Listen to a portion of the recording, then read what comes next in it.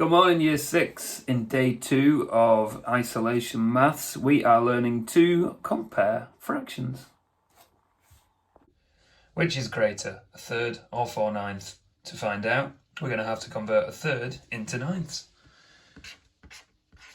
So to do that, I would have to multiply the denominator by 3 and the numerator by 3. This gives me 3/9. So which is bigger, 3/9 or 4/9? 4/9. Now which is greater, 2/15 or 1/6? Now a 6 does not fit into 15. It is not a factor. So you can either multiply 6 times 15 to find out what our denominator should be to compare these two fractions, or you can start writing out multiples of those denominators. So I'm going to start with the 15 times table and then start writing out the 6 times table.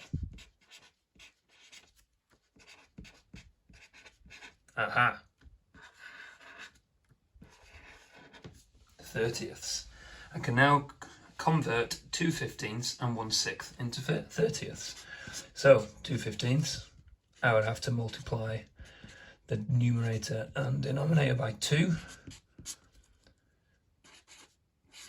So 2/15 is actually 4/30ths, and then 1/6, I would need to multiply them all by 5. Numerator and denominator. Lo and behold, 1/6 is 5/30ths, 2/15 is 4/30ths, so 1/6 is greater. Sometimes converting to decimals can be useful to compare fractions. For example, we know that 3/10 is the same as 0.3.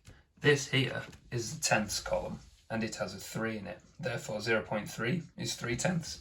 19/50ths is slightly harder, as you would need to convert it first into hundredths. So we would have to times our numerator and denominator by 2 to achieve this.